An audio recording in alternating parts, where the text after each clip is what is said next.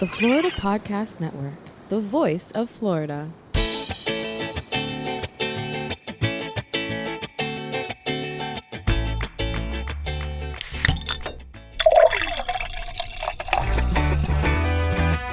From Mallory Square in Key West to the Governor's Mansion in Tallahassee and all points beyond, you're listening to the Florida Beer Podcast, powered by FloridaBeerBlog.com, your source for all things related to the craft beer community in the Sunshine State. And now your host, Dave Butler. Hey everybody, it's 2026, and welcome to a long-awaited next episode of the Florida Beer Podcast, powered by Florida Beer Blog and Flintstone Media. This is Dave, your host and author. It's been a long time. Had to take a long and not totally scheduled break. Unfortunately, we've had a number of situations occur in the craft beer community here in the state of Florida. Seen a lot of good people close, including the massive shockwave out of Jacksonville with Intuition Ale Works deciding to not renew their lease at the end of April, which, I'm amazed, especially how close they are to the Jaguars Stadium. Amazed that did not work out. That's unfortunate news. And if you ever read anything of what we have posted of them in the past, they made some amazing beers. Also, interestingly enough, we did have an episode recorded, edited, ready to go, but I sat on it so long that the people that I interviewed are no longer at that particular location, and we're going to have to get that re-recorded. I promise that'll happen relatively soon. I've got a number of people that I want to reach out to, and I am super excited to bring you more continued news and stories from around Florida's craft beer community. I think we're going to be looking at doing a slight change, and since most people are consuming video these days, probably posting a little bit more on YouTube and TikTok and Instagram with, reels and threads and Facebook and so on and so forth moving forward. The social media landscape has definitely changed, and through it all, we've had some amazing breweries that have stuck with us, and very excited to hear if you have stuck with us as well. One of those breweries is in Stuart, and this is Frazier Creek Brewing and Distilling. They've been around for quite some time. If you've ever been to any beer festival in the Treasure Coast area, you've probably met Etienne and Katie Bourgeois, kind of the owners, or at least most public owners, the face of Frazier Creek Brewing and Distilling. And even as late as December, I met up with both of them at the wonderful holiday beer fest and craft market that our friends at Stormhouse Brewing put on. By the end of the month, they had, of course, given us all the information that their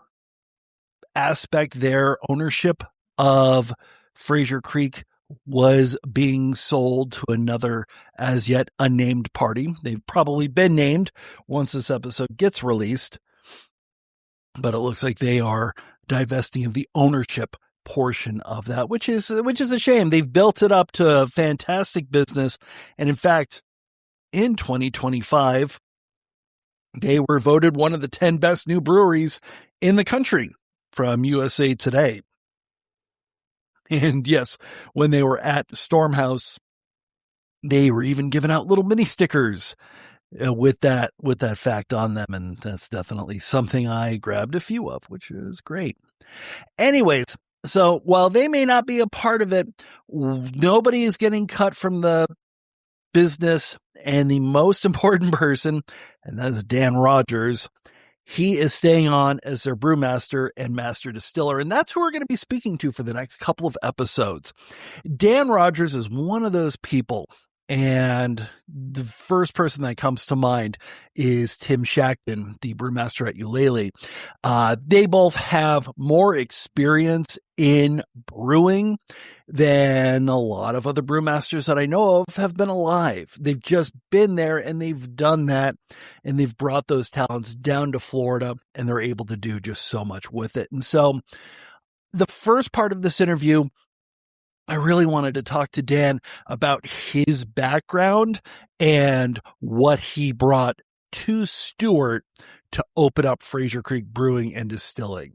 So we're going to start with Dan Rogers, Brewmaster, Master Distiller at Frazier Creek Brewing and Distilling in Stuart. Enjoy.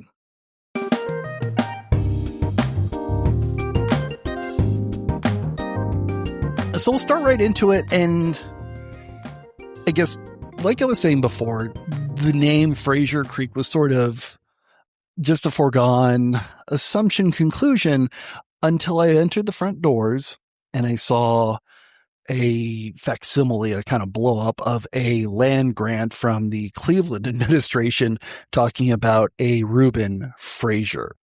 Oh, okay. They've been here since the 1800s. And I know one thing, like in this area, they grew pineapples, but this creek here was named after them. And so there is a Frazier Creek. There's a Frazier Creek. It's not far from here, and it goes, so it heads north, and then it goes out to the river. So it crosses a federal highway over here, and there's a Frazier Creek barber shop too. Okay. So it's definitely, I guess it's not just a throwaway name. There's an actual creek and an importance to the community. Yeah. This is Frazier Creek. Okay, awesome. And it's a big concept, Frazier Creek Brewing and Distillery. It's a big space. Obviously, you need that. My initial question is, why was Stuart really the best place for an operation, an outfit as large as this one? Well, that was a question we had to contemplate and ask ourselves when we first started doing this. One was we had to find a location. The partners, except for me, I was from Michigan, all lived in this area, and we just kind of wanted to pick Stuart to put the brewery here, and we found this location, which I think has worked out great. There is another brewery down the road. Ocean Republic is down there. And did Ocean Republic open before you did? Yeah. Oh, yeah. We've only been here 3 years. This is our third summer. But it seems like you're a pretty solid piece of Martin County and Treasure Coast, the craft scene in general, I would assume. We're trying. We're hoping. It's been tough. Believe me, it's so many facets to running a brewery and, distillery too. It's just, and the market trends nowadays, it's really changed. So it's not easy. It's been a struggle. And I definitely want to talk about all of that, but I'd like to start off with, I guess, the space. This is a big space. What did this used to be before? Because we're kind of in the strip mall. Looks like a healthcare is next to us and then a bar or hardware shop at the end. Yeah. When we got in here, it was bare. None of these rooms didn't exist. It was a bare cement floor, really rough. I believe there were like cubicles. It was some kind of office building, but it looked like there were a bunch of cubicles in here. Now, at one point, they say too, this was a grocery store back in the 60s. I understand. And then there was a movie theater right over here. Okay. So this mall, so to say, this plaza has been here a while. Yeah, I can definitely see the grocery store only because of the volume and the height of the ceilings. I can't imagine having a cubicle farm of offices here. Yeah, it was. And right next door to us is that health center, and that wasn't open yet. So we were drawing a line, splitting the building, so to say, because we knew they were going in, and we had to mark out our square footage here, and that actually makes a lot of sense. Yeah, if you take this and that, it's about the size of I'd almost say a Piggly Wiggly. I would assume, Yeah. this wouldn't be like, definitely not a Publix, probably not a Winn-Dixie, but something Right. smaller like that. And then laying out the tap room and the production area for the beer, and then distilling too. How much, I guess there's a lot to unpack there, believe it or not. But first and foremost, how much were you involved in being able to lay this out?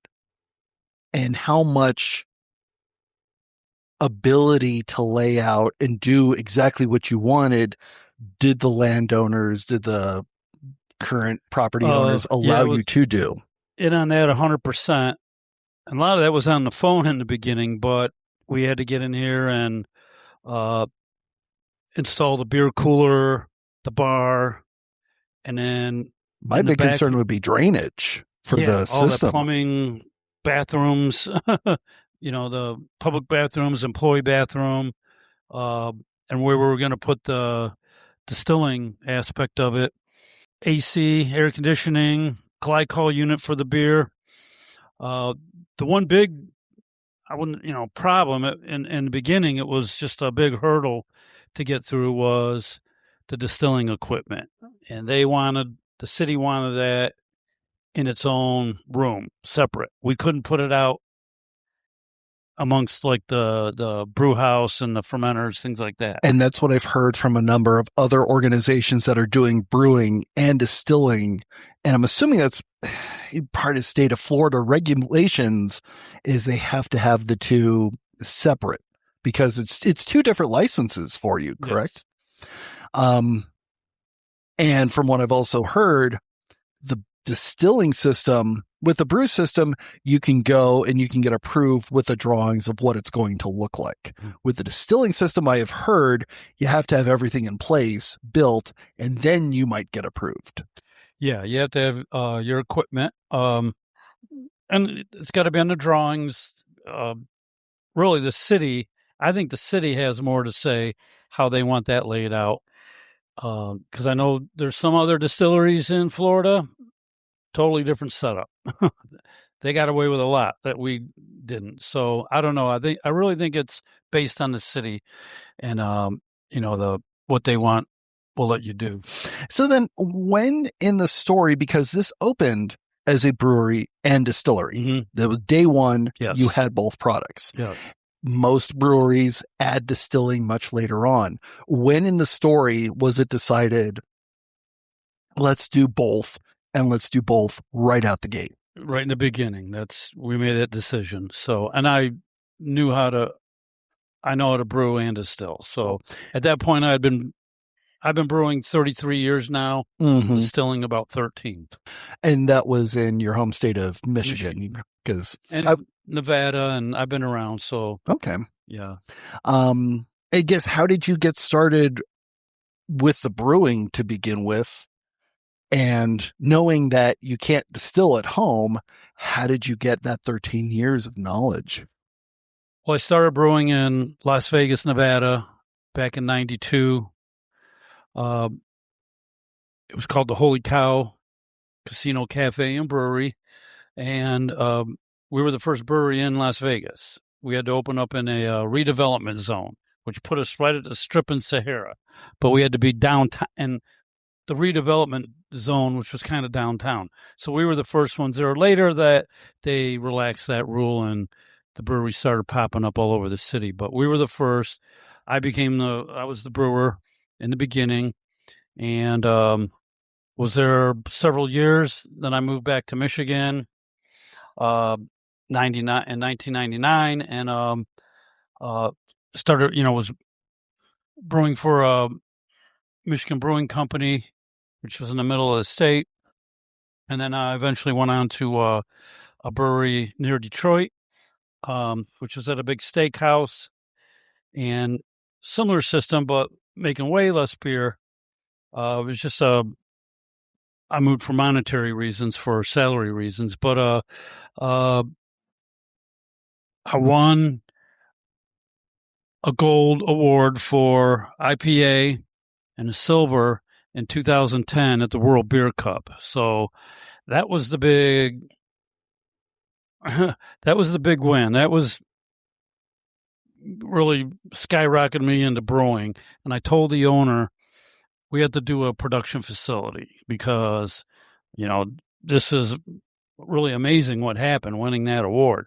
So we started working on that. And then within a couple years, we had a big production facility, Griffin Claw Brewing Company, and got that going. And then eventually I was done with Michigan, snow and potholes and basically snow.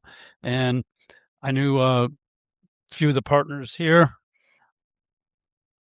They lived here in Stuart, so they always were talking about wanting to do a brewery here, a brew pub or whatever. And then finally one day I called them and asked the one partner, Aaron, I was like, you still want to do that brewery? He's like, yeah, we thought you would never want to come. I'm like, I'm ready. I'm done with snow. You needed that time and just one more snow and you were out of there. Yep. And that got it going. So here we are. So it's the brewing side. How did you get into the distilling side? At that location, Griffin Claw, right before that, the governor of Michigan, Governor Granholm, she dropped that distilling license fee by like $10,000. It went from 10,000 to nothing practically. It was like boom. Now you can open up a distillery way cheaper. You didn't have to fork out all that money for the license. And I just told the owner, we were in Germany looking at equipment. We were at a big trade show in Germany.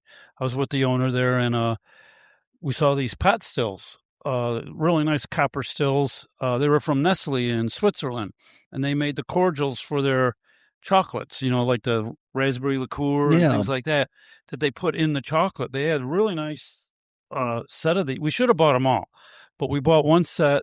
They were dual pot stills, 90-gallon pot stills. We bought those, shipped them back home, got them real cheap too. And I started making spirits because I told the owner, I was like, we can do spirits. He's like, what? What do you mean? And so, I can make whiskey, vodka, gin, rum.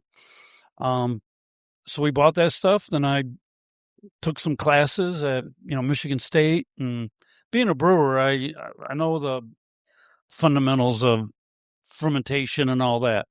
So it wasn't really that hard to learn about distillation. You just got to know your equipment, what type you're using, things like that. And then every spirit too has its own history and way to make it. So whiskey's different than vodka, and spirits and cordials and things like that are all different. So interesting. How difficult was the city of Stuart, Martin County, state of Florida, when you were creating this dual concept, especially since, there is a brewery down the street, but they're not producing spirits. No. In fact, I don't know of any spirit production facilities in Martin County, period. No, we're the only one. So what was it like trying to get that off the ground? Brewing beer is one thing. Distilling is very different in terms of the legality.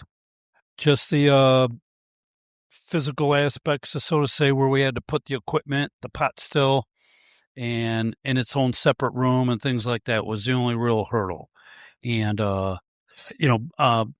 buying the equipment, we went local. We bought the equipment here in Florida, Still Dragon. They're south of us here. And so we bought equipment local, and we got a good deal on it. It works really nice. So, yeah, we did it on a budget, so to say, but it's working out well for us, and we're moving more product. And we just came out with our first 2-year-old bourbon. We got a 2-year-old bourbon out now, so that's awesome. Got a lot of single malts, whiskeys. We got more bourbons and whiskeys aging in barrels right now. So those are the easiest ones to make, actually. And really? Yes. I would assume that the clears like gin and vodka would be easiest, since that's what every distillery tends to start with. No, whiskeys are very easy to make. It's just you have to wait. You got to barrel them up and wait. That's the hard thing. But vodka, gin, rum, all that other stuff, especially vodka, you have to watch your off flavors and things like that, and how you ferment it, different things like that. It's a lot more. A lot of the flaws come out, so you got to really refine it and have good quality ingredients, good product. So bad ingredients in will equal bad product coming out. So, but whiskey is very easy to make.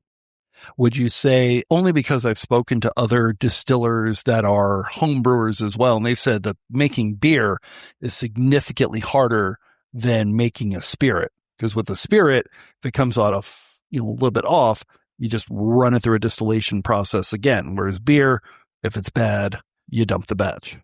Yeah, and that can happen with distilling, although like making whiskey is making beer. You're just not throwing hops in it, which are expensive. So whiskey really is beer in a way, fermentation and all that, and the different strength you make it. That helps you in the long run when you're distilling. But whiskey really is making beer. Now I do washes, whereas here in the U.S. and in Europe they do all washes, and Great Britain and Ireland, and they do washes, which is they're distilling beer. Here in the U.S., some distilleries will distill mash. So they'll mash it, big tubs full of the grain, add the yeast to that, and then they will distill that mash. And that's kind of a cheaper, quicker way to do it because they didn't have lauter tons. So, but that goes back in history why they made whiskey that way. But here I do washes. And so basically that whiskey is a beer without hops. Gotcha. Have you ever thought about just straight up distilling one of the beers that you've made or a wort that yeah. Okay. We have hops and all, just you've got the finished wort and hey, let's run this through. You really, if you took a IPA, let's say you had an IPA that you had too much of it, or maybe it didn't taste right to you and you distilled it, those hops will really come through. They'll come out. Now you could use that in gin maybe, but it depends how much hops are in there and how they come through the distillate. You could distill it several times and refine that out, and gradually get those hops to come out, and charcoal filter it, things like that too. But overall, they're going to still poke through. You couldn't put that in a vodka. Those hops will come right through. Gotcha. Okay, so we've got the location, we've got the owners, we've got a master distiller and brewer, we've got equipment coming, and we are doing everything that we can construction-wise to comply with the city and the county and everything. How was the community when it came to learning that not only are they getting a brewery, but it's also a distillery at the same time? Yeah, I guess we saw right away our, first few weeks opening up, we were slammed every day. I mean, it was, again, new. We were the new kid on the block and people wanted to come. But over time, we've learned our slow months and our busy months, and it's tourism here and, the snowbirds coming down. So that's what we're learning. And it seems to change a little bit now, especially lately. It's, I think, more with the economy. Gotcha. Were there any concerns about having a distillery in town? No. Nope. A lot of people don't know we're here. I find that strange. You're like right off the main drag. Yeah, it's we probably got to do a little better marketing and, but word of mouth, and we're doing beer festivals and we're doing some spirit festivals. We're getting out there now and, doing some separate spirit festivals. So I've been to many, many beer festivals in my life. I've not been to a beer festival. The only one that I know of is the Rum Congress that's down in Miami every year. What other kind of spirit festivals are there in the area? There's one up in Vero Beach last year. We went to a very small, or was it Melbourne? Anyways, it was That was the only one we've done so far. But special events and private parties, things like that, we've been bringing stuff to.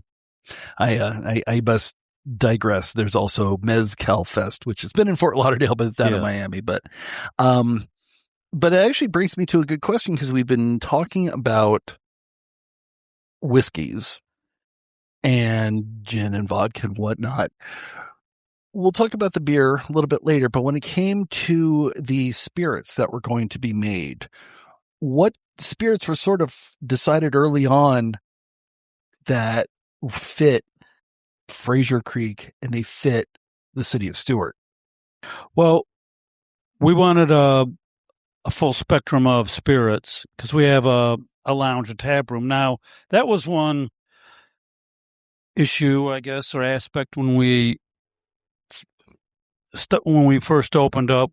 We were only allowed to sell the spirits in that lounge up front. Okay, so it had to be separate from the beer. Okay, and that's what I was going to ask as well, because I've spoken to other breweries that have distilleries, and they had to completely change their food service licenses to allow themselves to sell the spirits that they have. So as with Frazier Creek, you've got this cavernous tap room, but off to the side, it almost looked like a little VIP lounge. I understand we're sitting in the real VIP lounge right now. Yeah. But it looks like a VIP lounge. It is 21 and up all day, and that's the only place where the spirits can be served. Yeah. In the past, it was, let's say, you wanted to drink a beer and your wife wanted a martini.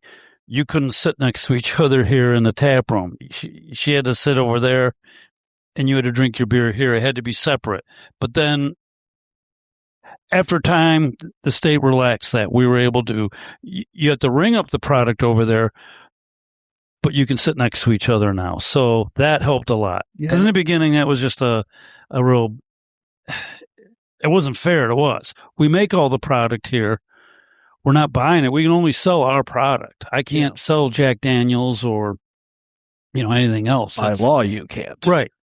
But anything we make here, we can serve. And we have to serve only what we make. So why can't we serve it in, in both bars? Now we can. Okay. I think over time, the state just relaxed and let us do that.